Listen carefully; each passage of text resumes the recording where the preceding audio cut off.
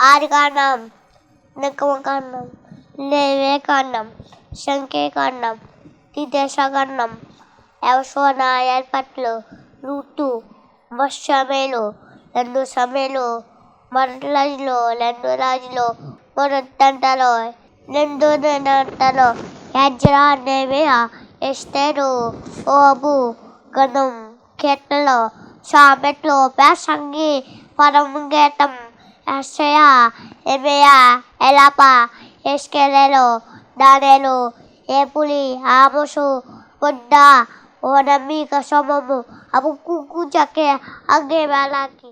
యెహోవా నా బలమా, యథార్థమైనది నీ మార్గం, పరిపూర్ణమైనది నీ మార్గం.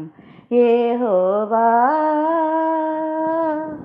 నా శత్రువులు నన్ను చుట్టినను, నరకపు పాశములరికట్టినను. నా శత్రువులు నన్ను చుట్టినను, నరకపు పాశములరికట్టినను. వరద వలె భక్తిహీనులు పొర్లిన్, వరద వలె భక్తిహీనులు పొర్లిన్. వదలక నన్ను ఎడబాయని దేవ, వదలకు నన్ను ఎడబాయని దేవ. యెహోవా నా బలమా, యథార్థమైనది నీ మార్గం, పరిపూర్ణమైనది నీ మార్గం. యెహోవా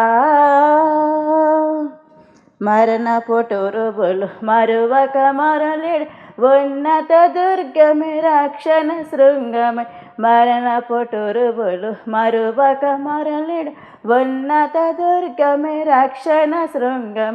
తన ఆలయములో నా మొరవి నేను, తన ఆలయములో నా మొరవి నేను. ఆదరణ ధరణి భయకంపముచే, ఆదరణ ధరణి భయకంపముచే. యెహోవా నా బలమా, యథార్థమైనది నీ మార్గం, పరిపూర్ణమైనది నీ మార్గం. అందరికీ మరణాత మహిమస్వరం కార్యక్రమంను వీక్షిస్తున్న దేవుని పిల్లలైన మీ అందరికీ ప్రభు నామములో శుభములు కలుగును గాక. ప్రతిరోజు ఇదే సమయమునకు ఈ కార్యక్రమమును వీక్షించి దైవాశీర్వాదములు పొందండి. ఇప్పుడు పాస్టర్ సామ్యూల్ సుందర్ రెడ్డి గారు దేవుని వాక్య వర్తమానమును అందిస్తారు. శ్రద్ధగా ఆలకించండి. దేవునికి స్తోత్రం. అందరికీ మరణాత. దేవుడు మనకు అనుగ్రహించిన ఈ ప్రాముఖ్యమైన సమయంలో దేవుని వాక్యాన్ని ధ్యానించుకుందాము. ముందుగా పరిశుద్ధ వేద గ్రంథం నుండి వాక్య భాగాన్ని చదువుకుందాము. ఎబ్రీయులకు రాసినటువంటి పత్రిక 12వ అధ్యాయము మొదటి 2 వచనాలు చదువుకుందాం. ఎబ్రీయులకు రాసినటువంటి పత్రిక 12వ అధ్యాయం మొదటి 2 వచనాలు. ఇంత గొప్ప సాక్షి సమూహము మేఘము వలె మనలను ఆవరించి ఉన్నందున మనము కూడా ప్రతి భారమును సులువుగా చిక్కులు పెట్టు పాపమును విడిచిపెట్టి విశ్వాసమునకు కర్తయు దానిని కొనసాగించువాడునైనా యేసు వైపు చూచుచు మన ఎదుట ఉంచబడిన పందెములో ఓపికతో పరిగెత్తెదము. మహాపరిశుద్ధుడా, మహాగణుడా, మహిమగల దేవ, ప్రేమస్వరూపి, దయగల యేసు క్రీస్తు ప్రభువాని ఘనమైన నామానికి వందనాలు, స్తోత్రాలు, స్తుతులు చెల్లించుకొంచు ఉన్నాము. ఈ ప్రాముఖ్యమైనటువంటి సమయంలో తండ్రి, నీ మాటలు మాకు అవసరమై ఉన్నవి. తండ్రి, నీ బిడ్డలతో నాతో మీరు మాట్లాడమని, కేవలము నీ నోటి బోరగా మాత్రమే నన్ను వాడుకొని మీరు మహిమ పొందుకోమని త్వరగా పెండ్లి కుమారుడిగా రానయ్యున్న యేసు క్రీస్తు వారి శ్రేష్టమైన నామములో అడిగి వేడుకొనొచ్చున్నాను పరమ తండ్రి. ఆమెన్. దేవనామమున మీ ఎల్లరికూ శుభములు కలుగునుగాక. ఆమెన్. దేవుని యొక్క మహాకృపను బట్టి దేవుడు మరి ఒక పర్యాయము ఆయన వాక్యాన్ని మీతో పంచుకునే గొప్ప అవకాశం ఇచ్చారు. చాలా సంతోషము. మరి ఈ యొక్క కార్యక్రమాన్ని ప్రతిరోజు వీక్షిస్తున్నటువంటి మీ అందరికీ కూడా ప్రభు పేరట శుభాభివందనాలు తెలియజేస్తూ ఉన్నాను. మరి చదవబడినటువంటి వాక్య భాగములో విశ్వాసమునకు కర్తగా ఆయన మనకు కనబడుతూ ఉన్నాడు. ఈరోజు మన అంశము కర్త అనేటటువంటి అంశాన్ని మనము ధ్యానం చేస్తూ ఉన్నాం. మనము సేవిస్తున్నటువంటి దేవుడు ఏ విషయానికి కర్తగా ఆయన ఉన్నాడో మనము ధ్యానం చేయాలి. ఈరోజు దేనికి ఏది మూలమో అది దానికి కర్త అవుతుంది అంటే అది దాని సొంతం అన్నమాట. దేవుని మహిమ కలుగునుగాక. కర్త అనేటటువంటి మాటకు అంత అర్థం కనబడుతుంది. దేవాది దేవుడు విశ్వాసమునకు కర్తగా కనబడుతూ ఉన్నారు. ఈ 12వ అధ్యాయము 2వ వచనములో ఇంత గొప్ప సాక్షి సమూహములను మేఘము వలె ఆవరించి ఉన్నందున మనము కూడా ప్రతి భారమును సులువుగా చిక్కులబెట్టు పాపమును విడిచిపెట్టి విశ్వాసమునకు కర్తయు, మూల భాషలో ఏముందంటే విశ్వాసమునకు కర్త అనేది మాటకు సేనాధిపతి అని రాయబడింది. విశ్వాసమునకు కర్తయు దాన్ని కొనసాగించువాడైన యేసు వైపు చూచుచు, మనకిచ్చినటువంటి పరుగు పందెములో మనది ఒక పరుగు పందెముతో పోల్చారు మన జీవితాన్ని. ఈ యొక్క క్రైస్తవ జీవితము ఒక పరుగు పందెం లాంటిది. ఈ పరుగు పందెములు మనం పరిగెత్తే వారంగా ఉండాలి, అలసిపోయే వారంగా కాదు. పరిగెత్తాలి, గురి యొద్దకు పరిగెత్తాలి, గురి కలిగి పరిగెత్తాలి. మన చూపు అటు ఇటు ఉండడానికి వీలు లేదు. మన చూపు ఎవరి వైపు ఉండాలి అంటే యేసు క్రీస్తు ప్రభువారి వైపు ఉండాలి. ఆయన వైపు చూచుచు విశ్వాసమునకు కర్తగా ఉండి దాన్ని కొనసాగించువాడైన యేసు వైపు మనము చూచుచు మన ముందు ఉన్నటువంటి పరుగు పందెములు మనం పరిగెత్తాలి. అలా పరిగెత్తగలిగితే దేవుడు మనకు ఖచ్చితముగా జీవ కిరీటాన్ని ఇస్తాను అని వాగ్దానం చేస్తూ ఉన్నాడు. అపోస్తలుడైన పౌలు ఆ విధముగానే పరిగెత్తారు. విశ్వాసమును కాపాడుకొనొచ్చు ఆయన తన పరుగును కడముట్టించినట్టుగా తిమోతి పత్రికలు మనం చూస్తూ ఉన్నాం. దేవునికి మహిమ కలుగునుగాక. కాబట్టి గమనించండి, విశ్వాసమునకు కర్త అయినటువంటి ఆయన వైపు చూచుచూ మనం పరుగు పందెములు పరిగెత్తాలి. ఖచ్చితంగా దేవుడు మనకు విజయం ఇస్తాడు. విశ్వాసము అనే దానికి ఆయన కర్తగా ఉన్నాడు. ఇది గమనించాలి.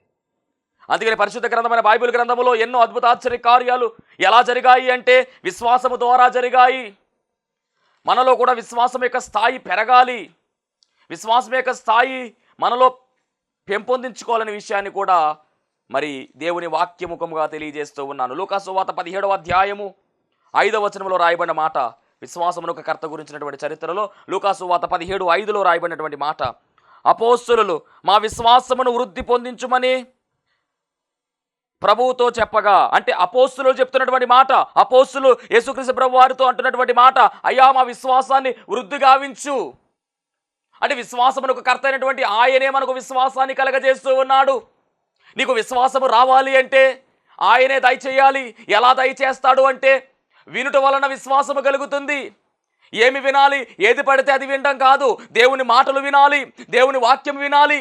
దేవుని వాక్యందు శ్రద్ధ కలిగి మనం ఉన్నట్లయితే ఆ వినడం వల్ల, యేసుక్రీస్తు ప్రభు వారి యొక్క మాటలు వినడం వల్ల మనకు విశ్వాసము కలుగుతుంది. ఎందుకంటే విశ్వాసం ఇచ్చువాడు ఆయనే, విశ్వాసమునకు కర్త ఆయనే, విశ్వాసమును కొనసాగించువాడు ఆయనే. కాబట్టి ఈరోజు నీ జీవితంలో కార్యాలు జరగాలి అంటే విశ్వాసము కలిగి ఉండాలి. అమ్మా నీ విశ్వాసము గొప్పది, అయ్యా నీ విశ్వాసము గొప్పది, ఇలాంటి విశ్వాసాన్ని నేను చూడలేదే అని యేసుక్రీస్తు ప్రభు వారే స్వయముగా చెప్పిన మాటలు పరిశుద్ధ గ్రంథంలో ఉన్నాయి. ఒకటి కాదు, రెండు కాదు, ఎన్నో అద్భుత ఆశ్చర్య కార్యాలు జరిగాయి. విశ్వాసము ద్వారా ఎట్టి కార్యమైనా జరుగుతుంది. విశ్వాసము లేకుండా దేవునికి ఇష్టలైనట అసాధ్యమని రాయబడింది బైబిల్ గ్రంథములో. విశ్వాస వీరుల జాబితా మనం పరిశీలన చేస్తే వారు విశ్వాసమును కాపాడుకుంటూ విశ్వాసమందు స్థిరులుగా జీవించారు కనుకనే చరిత్రలో నిలిచిపోయారు వారు. మరి ఈరోజు నీ విశ్వాసము ఎలా ఉంది? నీ విశ్వాసము స్థాయి ఏమిటి? దాని గ్రోత్ ఎలా ఉంది? అంచెంచెలుగా పెరుగుతా వెళ్ళాలి విశ్వాసము. ఎక్కడి దాకా వెళ్ళిపోవాలంటే తారాస్థాయికి వెళ్ళిపోవాలి. నమ్మకత్వంలో కావచ్చు, విశ్వాసములో కావచ్చు అధికులుగా మనం ఉండాలి. అధిక విశ్వాసము కలిగి ఉండాలి. అల్ప విశ్వాసము మనలోనికి రానివ్వకుండా, అవిశ్వాసము మనను ఏలుబడి చేయకుండా జాగ్రత్తగా మనం కాపాడుకోవాలి. జాగ్రత్తగా మనం జీవించాలి. దేవుని వాక్యం ఇటున్న దైవ జనాంగమా చెబుతున్న మాటలు గమనించండి. చాలా జాగ్రత్త. విశ్వాసమును కాపాడుకుంటూ ముందుకు వెళ్ళాలి. మార్కు సువార్త 9వ అధ్యాయము 24వ వచనాన్ని చదువుకుందాం. ఇక్కడ జరుగుతున్నటువంటి మాట అంటే విశ్వాసమును ఇచ్చేది ఎవరు అంటే ఆయనే. నీలో ఉన్న విశ్వాసాన్ని బిల్డ్ చేసేది కూడా ఆయనే. కర్తగా ఉన్నాడు ఆయన. 9:24 వెంటనే ఆ చిన్నవాని తండ్రి నమ్ముచున్నాను, నాకు అపనమ్మకం ఉండకుండా సహాయము చేయమని బిగ్గరగా చెప్పాను. దేవునికి మహిమ కలుగునుగాక. ఇక్కడ జరుగుతున్నటువంటి విషయం ఏమిటంటే ఒక అద్భుతానికి మరి ఇక్కడ దేవుడు త్రోవ చూపిస్తూ ఉన్నాడు. ఒక తండ్రి తన బిడ్డ కోసం యేసుక్రీస్తు ప్రభు వారి దగ్గరికి వచ్చాడు. తన కుమారుడికి మోగ దయ్యం పట్టింది. ఈ దయ్యం ఏం చేస్తుందంటే ఎక్కడ పెట్టితే అక్కడ విలవిల్లాడించి పడేస్తూ ఉంది. నొరగలు కక్కేసుకుంటూ ఉన్నాడు, మూర్ఛ టైపుగా పడిపోతూ ఉన్నాడు. ఇతన్ని శిష్యుల దగ్గరికి తీసుకువెళ్ళాడు తండ్రి, కానీ శిష్యుల వల్ల కాలేదు అని రాయబడింది. కాబట్టి యేసుక్రీస్తు ప్రభు వారి దగ్గరకు తీసుకొచ్చారు. వారు ఆయన యొద్దకు వాడిని తీసుకుని వచ్చారు. దయ్యము ఆయనను చూడగానే వాడిని విడవిల్లాడించను గనుక వాడు నేలపడి నొరగ కార్చుకొని పొరలాడుచుండెను. అప్పుడు ఆయన, ఇది వీనికి ఎప్పటి నుంచి సంభవిస్తుందని అడిగినప్పుడు, బాల్యము నుండి వస్తున్నది అని చెప్తే, అందుకు యేసు, నమ్ముట నీ వల్ల నమ్మని సమస్తము సాధ్యమే అని చెప్తే, అప్పుడు ఆయన అంటున్నాడు కదా, నేను నమ్ముతున్నానయ్యా, కానీ అపనమ్మిక నాలో రానివ్వద్దు.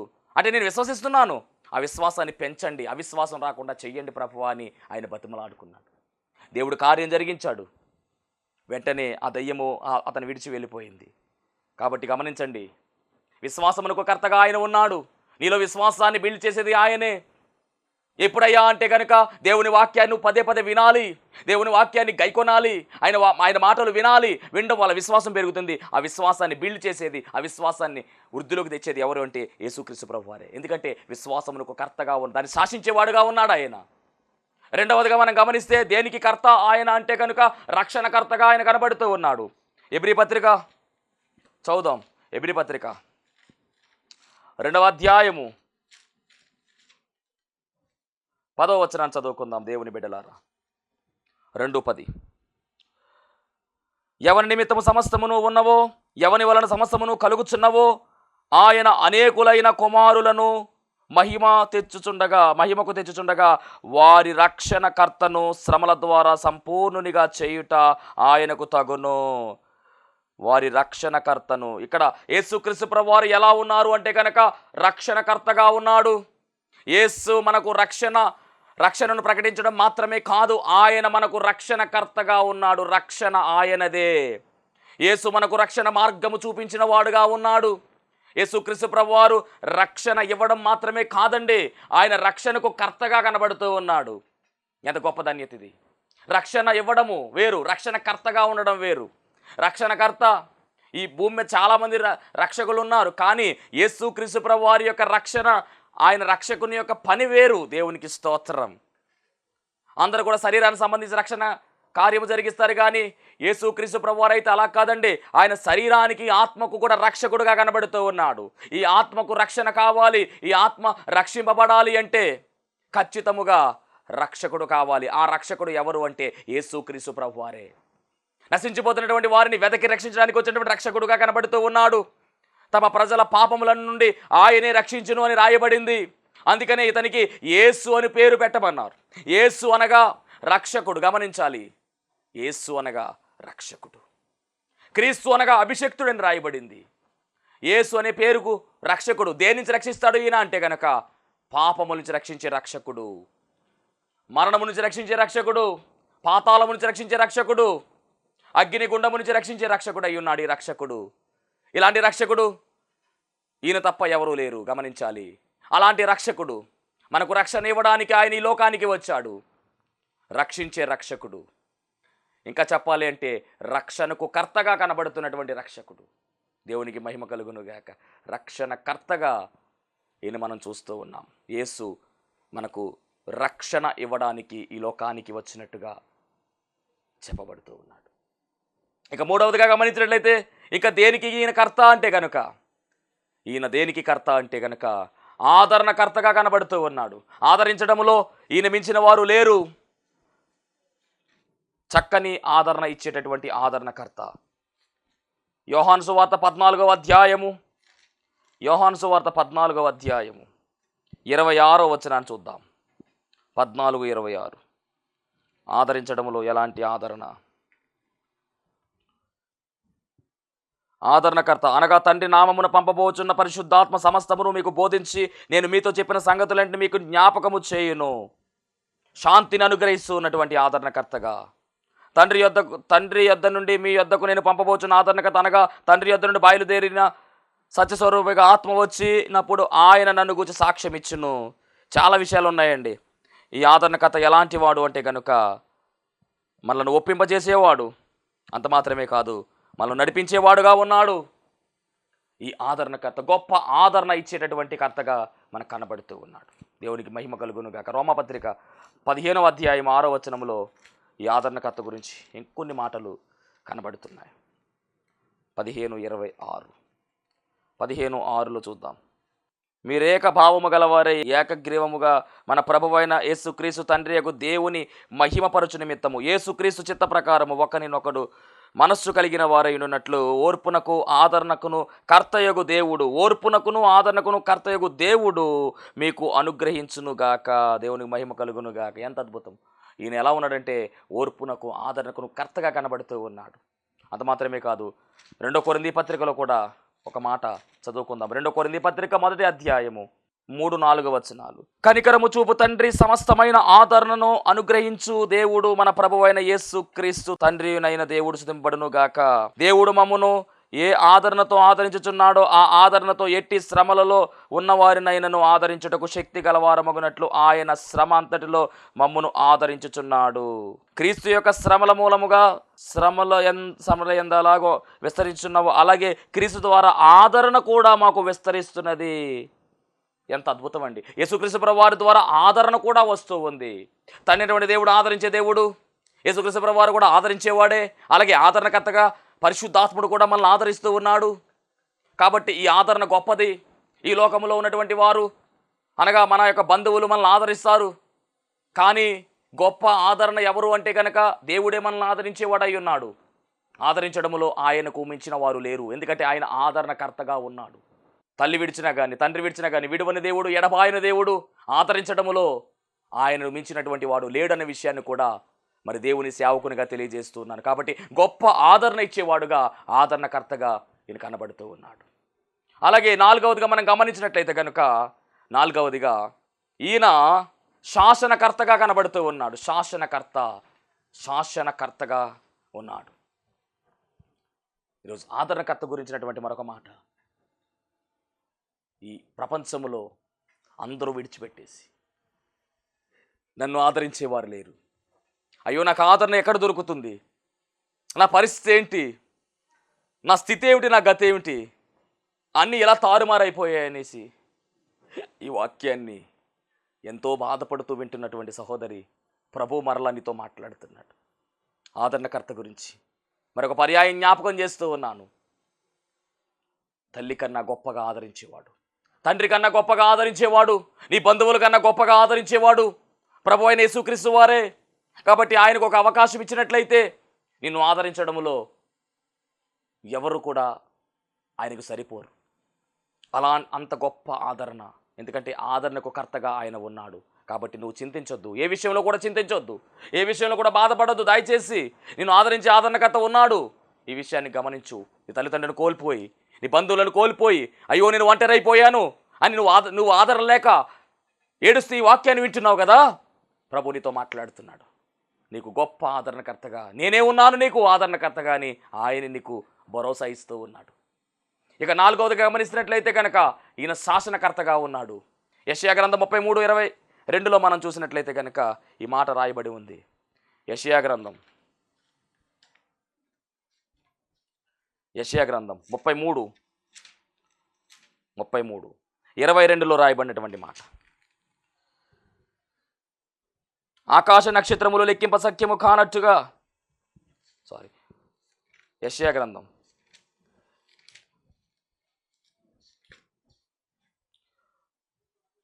33:22. ఓకే. యెహోవా మనకు న్యాయాధిపతి, యెహోవా మన శాసనకర్త, యెహోవా మన రాజు, ఆయన మనలను రక్షించును. అవును, శాసనకర్తగా ఆయన కనబడుతూ ఉన్నాడు. శాసనము, భూలోక శాసనాలు వేరు, పరలోక శాసనం వేరు. ఆయన శాసనం ఎప్పటికీ నాశనము కాదు. ఆయన శాసనాలు గైకొంటే సమస్యలు మనకు సన్మానాలుగా మారిపోతాయి. దేవుని మహిమ కలుగునుగాక. కాబట్టి ఆయన శాసనాలు చాలా విలువైనవి, ఆయన ఆజ్ఞలు విలువైనవి, ఆయన కట్టడలు విలువైనవి.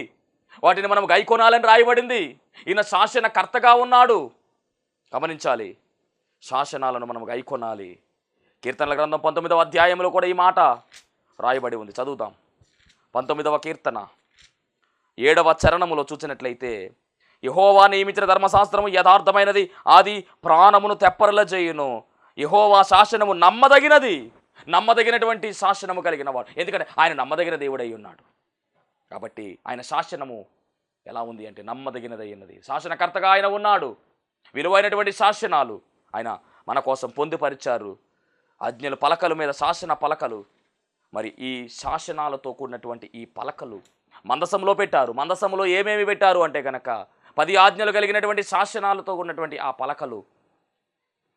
రెండవది అహరోను కర్ర, చిగురించినటువంటి అహరోను కర్ర, అలాగే మన్నా కలిగినటువంటి పాత్ర. ఈ 3 మందసంలో ఉన్నాయి. శాసనాలు కూడా ఎక్కడ ఉన్నాయంటే మందసంలో ఉన్నాయి.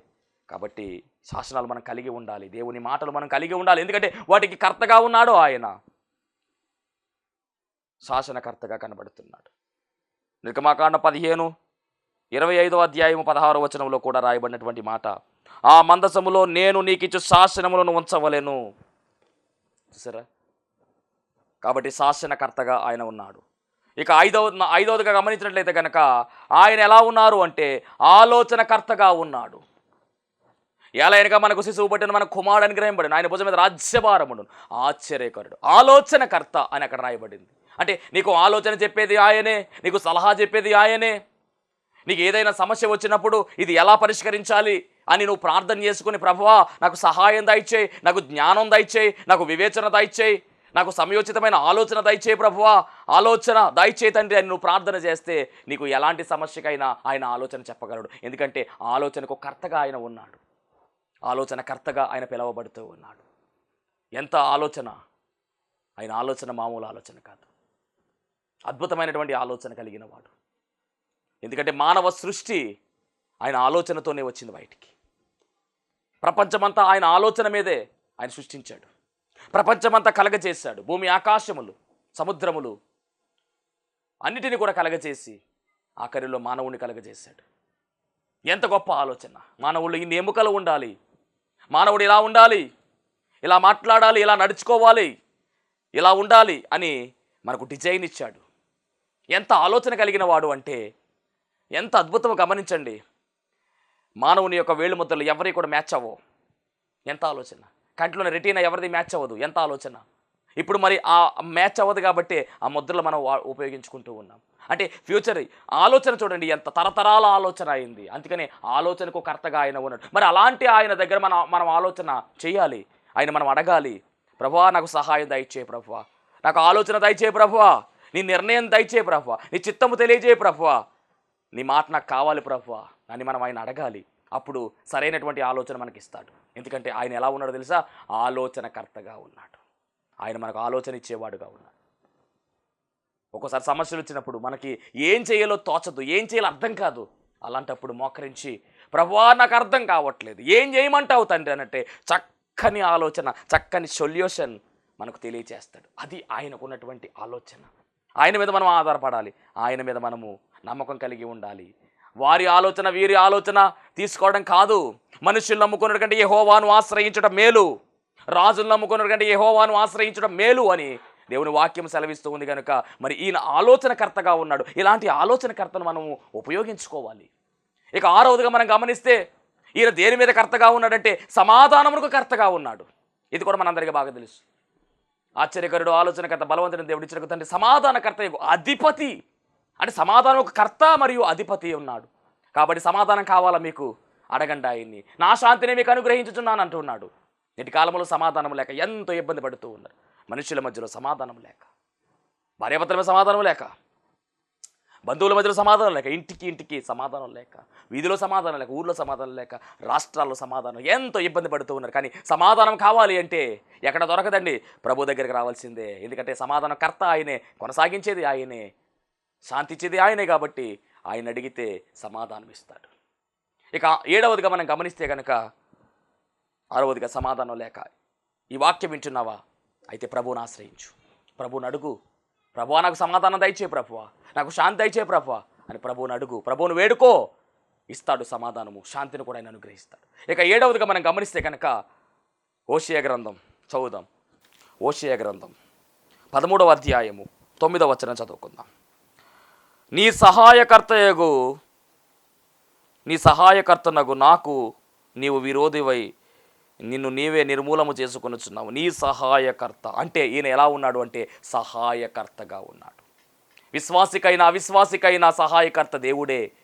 కాబట్టి జాగ్రత్త. ఇతరుల సహాయం లేకుండా ఏ మానవుడు జీవించలేడు. ముఖ్యంగా దేవుని సహాయం లేకుండా మనం ఏమీ చేయలేము. కాబట్టి సహాయకర్త సహాయం చేస్తానంట ఉంటే ఆయన సహాయం తీసుకోవాలి కదా. ఏ సహాయమైనా చేస్తాడు. నీకు ఒంట్లో బాగాలేదా, సహాయం చేస్తాడు, ఆరోగ్యం ఇస్తాడు. అప్పుల బాధలో ఉన్నావా, నీ అప్పుల బాధలన్నీ తొలగిస్తాడు, సహాయం చేస్తాడు. నువ్వు పాపిగా ఉన్నావా, పరిశుద్ధుడిగా మార్చేస్తాడు. పరలోకం కావాలి, సహాయం చేస్తాడు. సమస్యలన్నీ ఒకేసారి మీదకి వచ్చేసినాయి, ఏం చేయాలి అర్థం కావట్లా, సహాయం చేస్తాడు. అది ఏదైనా చేయగల సామర్థ్యం కలిగిన దేవుడు. ఈ లోకంలో ప్రజలు కొన్ని చేస్తారు, కొన్ని చేయలేరు. మా వల్ల కాదండి అంటారు, మాకు పరిమితి చెప్తారు. కానీ పరిమితి లేదు ఈయన దగ్గర, ఏదైనా చేయగలడు. చచ్చిన వారిని కూడా లేవనెత్తిన సామర్థ్యం కలిగిన దేవుడు అండి. కాబట్టి సహాయము చేయడములో ఈయన మించినోడు లేడు. కాబట్టి ఆయన ఆశ్రయించండి, ఖచ్చితంగా సహాయం చేస్తాడు. ఎన్ని కర్తలు చెప్పుకున్నాం చూడండి. విశ్వాసమునకు కర్త, రక్షణకు కర్త, ఆదరణకర్త, శాసనకర్త, ఆలోచనకర్త, 6వది సమాధానకర్త, 7వది సహాయకర్త. కాబట్టి మరి ఈయన మనము వినియోగించుకుందాం. దేవుని కృపలో మనం అందరం కూడా బలం పొందుకుని ముందుకు సాగుదాం. అట్టి ధన్యత దేవుడు మనందరికీ అనుగ్రహించును కాక. ఆమేన్. మహాపరిశుద్ధుడా, మహాగణుడా, మహిమగల దేవ, నీ ఘనమైన నామానికి వందనాలు, స్తోత్రాలు, స్తుతులు చెల్లించుకొనిచున్నాం తండ్రి. ఇదిగో నాయన కర్తగా ప్రభువా, సమాధానముకు కర్తగా తండ్రి, ఆలోచన కర్తగా దేవా, సహాయము చేసే కర్తగా, ఆలోచన ఇచ్చే కర్తగా నాయన, విశ్వాసమునకు కర్తగా తండ్రి మీరు మాతో మాట్లాడి ఉన్నారు నాయన. నిన్ను వినియోగించుకుంటూ నిన్ను కలిగి ముందుకు వెళ్ళడానికి సహాయం దయచేయమని, కృప చూపించమని, నీ బిడ్డలను దీవించండి, ఆశీర్వదించండి. వారికి ఉన్నటువంటి బలహీనతలు తొలగించి బలపరచండి.